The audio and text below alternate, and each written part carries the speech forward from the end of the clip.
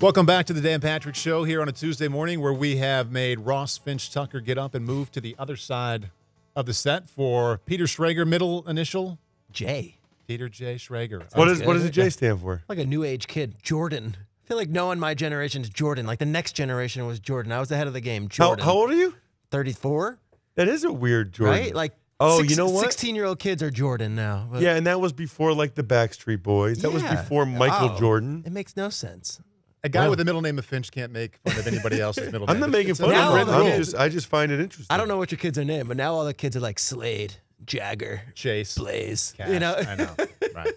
So Peter is on the sideline every Sunday for a game for the NFL on Fox. You've seen all kinds of teams, talked to all kinds of coaches. We'll get into that side of it here coming up in the next half hour. But for last night's game, Denver, Cincinnati, you also write for FoxSports.com. After the game, if you were going to be fired up about one angle of the story, would it be something game-related? Would you want to advance the Brock Osweiler story, or would you rather advance the Peyton Manning story? I love this. So I think it was the crowning of Brock Osweiler, and Ross hit it in the opening segment. It's like at halftime it was, okay, do we consider going to Peyton now? Because they're clearly not the team that's going to win a playoff game. Osweiler comes out in the second half, and forget the numbers, forget the win, the command he had. It just felt like this guy belongs. He was at home. Let the defense do their thing. Just get us enough. And that's how they're going to win football games in the playoffs. They're not going to win 35-31. They're going to win 17-14 in a snowy day out in Denver. So I thought Osweiler not only played well for this game and showed that he is the Broncos quarterback for the foreseeable future, but solidified his status there the next coming years. The crowning of Brock Osweiler. Yeah, That's good. I like that. But you're not a headline writer, but that sounds like a good headline. Someone would botch that headline, but that's what it should be. Yeah. Do you also think, I was watching that game last night thinking, A.J. McCarron's pretty good. Not bad. Yeah. And Osweiler's pretty good, and neither one of them had to play right away. They both got to watch a good quarterback. A.J. for almost 2 full years, Osweiler for 3.5. Kirk Cousins didn't really have to play right away. He played a little bit. I mean, is that one of the other takeaways for you from last night? For me, the other takeaway was, all right, you can draft a guy. It doesn't have to be in the first round, but you can draft a guy a little later. And if you've got the right makeup and you let them watch for a little bit, they might have success rather than always drafting somebody in the first round, throwing them in there right away. That's a wonderful point, because Brock Osweiler was drafted before Russell Wilson. People forget this. Like, he was 15 picks before Russell Wilson. Russell Wilson's already been to 2 Super Bowls. Osweiler's kind of been waiting his turn and all this. And Jimmy Garoppolo up in New England is watching from the master. He's going to have a chance. And then you look at the draft this year, and Dallas has the number 4 pick.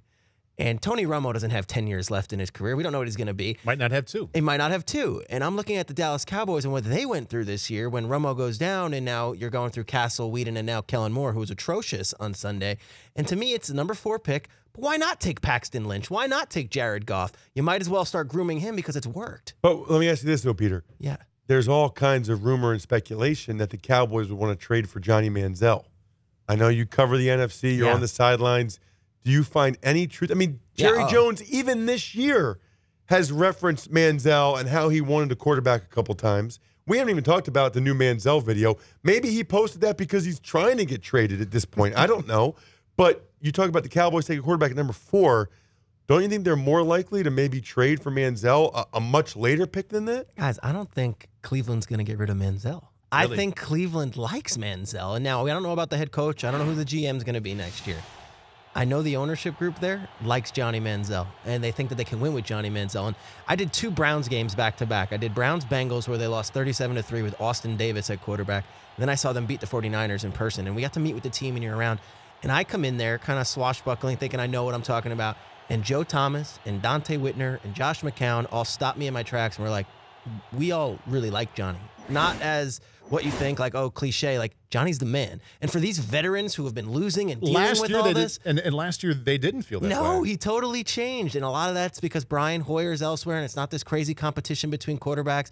A lot of it's McCown. A lot of it's Kevin O'Connell, who's their quarterback's coach. Whatever it is, Johnny Manziel in that locker room is very well liked and is, most importantly, respected by veteran guys who are no joke. So well-liked, respected. I mean, and we're all eyes open and listening now. Have you seen enough on the field, his play and decision-making to go along with that respect? He's gotten so much better from last year where he looked like a kid who was lost and didn't put the work in. So you hear it all the time, first guy in, last one out. That wasn't Johnny Manziel. He'd show up and put on his Beats headphones or whatever and just sit there in the quarterback's room.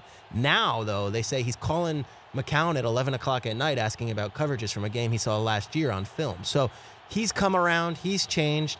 And I think the ownership group is like, look, we've invested in this guy. We've got him on contract. He was a first-round pick. We don't think he's a total bust yet. I'm not so sure with the number 2 pick overall, they're drafting Paxton Lynch and starting over again. And back to Ross's point about how well some of these quarterbacks, whether it's Brock Osweiler, Kirk Cousins, or Russell Wilson, that were not drafted in the first round, how well they've done. Why not wait until later? And you're thinking about that point, Ross, that you made, and thinking about how well these guys are playing that weren't first-round picks. To me, a lot of it, and I look at it through the lens of I was there for 5 or 6 months and failed and got cut and sent home. But I think for these guys who come in as first-round picks, the expectations are there from day one. You got to walk into your first huddle and be the man. You are supposed to be the guy. If you're not a first-round pick, you can kind of come in and have that confidence in there, but you kind of feel it out a little bit. You don't have to be everybody's leader day one. I have great stories of Patrick Ramsey in 2002. Tulane. J.P. Lossman. Another Tulane guy. I didn't realize they were both Tulane guys. J.P. Lossman in 2004. These guys come into the huddle, and, you know, the verbiage is so – is it verbiage or verbiage? Verbiage. Well, then what's verbiage? San Diegans. I don't know. I don't know. So anyway, the verbiage is so significant that they both struggled, and it was just funny because we'd all kind of laugh. They'd take a step back out of the huddle, come back in, try it again. It's that significant. So I think that's a fair point. I also want to ask you this, because Paul and I were talking about, you think Peyton Manning plays football next year? I do. For who? That's a great point. You guys were talking. I think the Rams was a great idea. The Texans was a great idea. Don't you think some team that's almost good will want him? Yeah, I just don't. You were right. Like, there's 32 of them, and it's not 100 of them. So pick one. Like, which one makes sense? And it's hard to find. Those are the two. I think those are the two. And those make a lot of sense to me. I'm getting tweets from people. Those are the two. Those are I the think. two. I'm thinking the Dolphins, maybe. Like, but Tannehill's there, so it's like, is he gonna? He's not gonna compete. So no. The list is limited. And now if the Jets lose Ryan Fitzpatrick, maybe you bring him into New York. That's not going to happen. New Orleans, if Drew Brees goes elsewhere, he goes back home, goes where Archie played. I mean, there's a lot of ways you can take this. The truth of this, everyone is talking, and the talk all year has been, well, Peyton Manning's going to take a John Elway role with either Jimmy Haslam in Cleveland or in Tennessee, and he's going to go into the business world. Maybe eventually. Not yet. Yeah. Like, Peyton Manning is as competitive a guy, and you guys know he massages the message as well as anyone in the media, but I can tell you Peyton Manning still wants to play. He wants to play this year, and he certainly doesn't want to end his career this way. Don't you think that that's one of the reasons why the video of him looking good, working out yesterday came out? Guys, there was a video, I guess, last year or a photo that everyone used, and it was Peyton Manning, like, with his iPad doing stuff, like, in the hot tub, and he had his helmet on. Remember this picture? It was like he was injured or something, and it was him with his helmet on looking at his iPad while in the team facility hot tub. And everyone was like, what a great photo. That is how Peyton Manning works. That, and, you know, Michaels and Collinsworth went on and on, like, look, this guy doesn't even take his helmet off. Who do you think sent the like? This is Peyton Manning. He wants you to believe that he is on his way back, and he's been doing. I did not see that picture. I saw it. That's the lamest thing I've ever heard but of. with Peyton Manning, you don't. He think was lame. in the cold tub or the hot tub with his helmet on. Yeah, I've never heard of that. I've never seen that. 5 teams, 7 years. I think less of him now. It was more of a Who joke. has a helmet on? It was more of a in joke. the hot tub I with think a it was a cold joke. tub. You played with Patrick Ramsey and J.P. Losman. Maybe they should have. Those are two very different guys, by the way. We have about a minute till we get to break. We're going to get more from the coach and GM situation coming back. But I love what you said about Johnny Manziel. Surprised us that you were spending time behind the scenes with him and the players and how much they respected him. Is there another story from this season, something you learned about a player that would surprise us, that kind of cuts against the grain of what we think of him? Did a couple Buccaneers games. I know he's getting all the adulation now, but coming into the NFL, you didn't hear this, but Jameis Winston's the man. I mean, Jameis Winston is the man. And in Tampa, from day one, he didn't do the whole I'm your leader. He just quietly took his place on a veteran team with Logan Mankins, Vincent Jackson, and earned the respect. But that guy now is like the Pied Piper in that locker room. They all follow him every step of the way. Jameis Winston is going to be a stud. And that was the one thing, in addition to his talent, that everybody within that organization kept coming back to last spring when they were weighing him or Mariota. Yeah. This guy's a football junkie. He knows it inside and out, and I think that's playing out, in bits and pieces on the field his rookie season. That's Peter Schrager from the NFL on Fox. We're going to take a break, come right back. Ross Tucker, Paul Burmeister on The Dan Patrick Show. Welcome back to the Dan Patrick Show on a Tuesday morning. I'm Paul Burmeister. To my left is Ross Tucker, and to my right, from the NFL on Fox, Peter Schrager. We just talked some football. We're going to take it down a little different road in the NFL. In a few days, it's going to be Black Monday. Going to be talking, unfortunately, about the head coaches and GMs that have been asked to move on. I say it's unfortunate, but it's also a topic people like to hear about. Yeah. So I never thought I'd say let's preview Black Monday, Sure. but let's talk about some of the things that are going to be coming up next week, beginning with the New York Giants not going to the playoffs again. What do you think is going to happen with Tom Coughlin and Jerry Reese? Very interesting. I had a long talk with somebody in the league yesterday, and they said, wouldn't it be – because Tom Coughlin has one more year in his contract after this one, and the stories you hear is that he still wants to coach. So it becomes this very awkward thing where it's we haven't been to the playoffs in 4 years. You're a legend. You've won 2 Super Bowls, and we'd love for it to be gracefully handled in the next couple days. Someone saw, and this friend of mine who's in the league was like, wouldn't it be amazing if, just like Charles Woodson, on Friday, Tom Coughlin came out and was like, I'm retiring, and that they have this home game against the Eagles that means nothing, and the fans can, fed him like he should be treated and give him this wonderful. I don't think that's going to happen. I think it's going to be this awkward situation where they have to figure it out. They might have to buy him out. I don't know how you can go back into next season with Jerry Reese and Tom Coughlin. I think a lot of Giants fans, while respecting the heck out of what they've done, would echo that sentiment. Seems like a foregone conclusion. Pagano's gone. Agree or disagree? And does Grigson go with him? I think Grigson stays. I think Grigson and Irsay are very This is tight. the Colts, by the way, for people not familiar. Indianapolis Colts. Irsay and Grigson are very tight. And Pagano was offered a contract extension before the season, not a significant raise in pay. He said, no, thank you. I'm going to bet on myself, Joe Flacco style. And if they miss the playoffs, no matter how it worked out with Andrew Luck going down, I don't think they can do it. Now, 2 weeks ago, Pagano gave all his players a poker chip that said grit on it.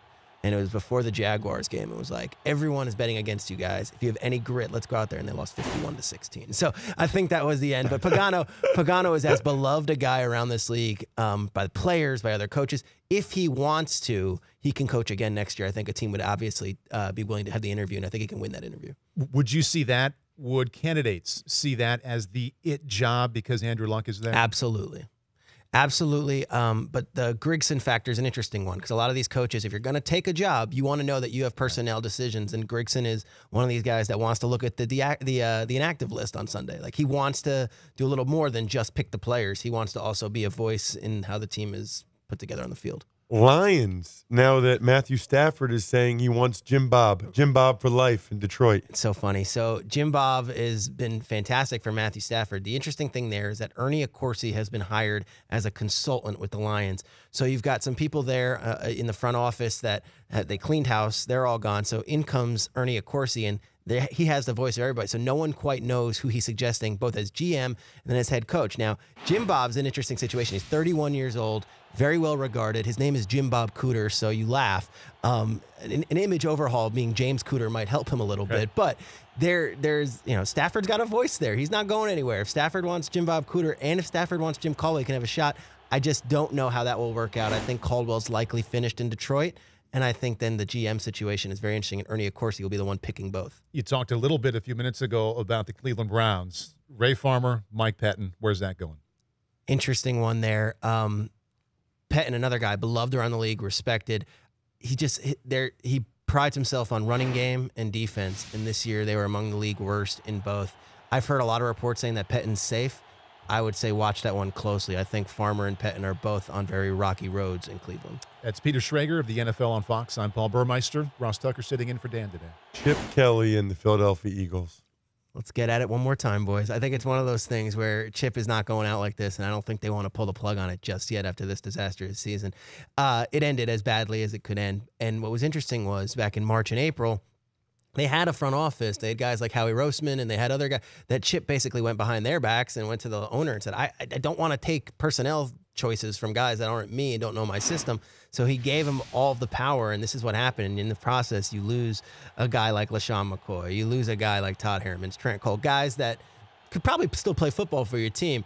But on the org chart, if you want to think about an org chart, corporate structure, it's Jeffrey Lurie and it's Chip Kelly, number 2. So unless the owner wants to get rid of him, he's not going anywhere. And I think Chip's not ego, but his pride is too big for him to step away and say, okay, on this note, I'm leaving the NFL. So I think he gets one more year. Could he get traded to Tennessee somehow? Yeah, I mean, that's happened before, and you laugh. But, like, the Mariota thing, I know I'll say it on the record. Like, he was dying for Mariota draft day. Sure. Like, offering, I think the offer was actually you can have any of our quarterbacks. That includes Sanchez, includes Bradford, who he had just signed. You can have any of our defensive players, including Fletcher Cox. Like really, wow. And you can have our first-round pick. And the Titans and Bucs said, no, we're good. We're taking the quarterbacks. Before he mentioned the potential Chip Kelly trade to Tennessee, thinking a head coach is being traded, he talked about the Saints and Sean Payton. What do you think is going to happen in New Orleans? Sean Payton's got 2 more years on his contract, and he's making a lot of money. They're never going to fire Sean Payton. It's going to be his decision to opt out of that contract, and it better be a very plum deal for him to leave. So I think everyone's just assuming Breeze and Payton are done, and this is a Week 17 game against Atlanta. I'll actually be on the sidelines for that one. I'm excited for it. I would slow down on that because that was the talk last year. Like, oh, Rob Ryan's getting fired, Sean Payton's going to be gone, Drew Brees is going to be gone, and they were all back the next year. They've actually done a good job of getting this team to play some games the last few weeks. And if you look at their roster construction, they were in such salary cap hell. They've gotten rid of a lot of guys. I know they've made some bad signings. You could look at the Brandon Browners and the C.J. Spillers. I know that's the case. But they do have a young core that they actually like. And Sean Payton kind of picks the personnel with Mickey Loomis. It's a good situation, and he's lived there for 9 years. So for them to pull the plug on it now, for him to go to an unknown, trust me, Miami is not a situation everyone wants to go to. It's not only Stephen Ross, it's Mike Tannenbaum, there's a GM, there's Matt Higgins, there's all these different people in the front office. Sean Payton doesn't want to answer to 7 people. Right. And there's also the question, I'm on the side of believing that there's more good than bad than Ryan Tannehill, but you can also find people that come down on the other side of that. About 1 minute left. I asked if Indy would be the it job if it came open because of Andrew Luck. Let's think about that in terms of candidates, whether it's a coordinator right now or somebody in college. Who do you think will be the guy that can have his pick a job? It's funny. So Sean Payton will be the guy. I mean, if Sean Payton could link up with Andrew Luck, that's a really enticing situation. So if he's no longer there, I love the thought of that happening. I think Brian Kelly would be worth a phone call. I think that would be interesting. He's down the road at Notre Dame. Would he ever consider leaving? Is that a possibility? I do know that Jim Irsay is going to be, quote unquote, big game hunting. He wants a real deal coach. So could be interesting who that means. And Nick Saban. That's what I thought. Nick as well. Saban? Yeah. Possibly. Peter Schrager, nice stuff, man. That was fun. Yeah, guys. Sorry, I was such a miserable topic, but yeah. No, it's something people are interested in. It's the only industry where everyone loses their job the same day, and then everyone has to find that next person. It's a crazy 24 hours. And a lot of them end up being employed shortly thereafter. See him on the sidelines for which game this weekend? We're doing Falcons Saints. Can't wait. All right, Peter Schrager, NFL on Fox. Thanks for being with us. Thanks so much, guys. Paul Burmeister and Dan Patrick sitting in for Dan today. This is The Dan Patrick Show.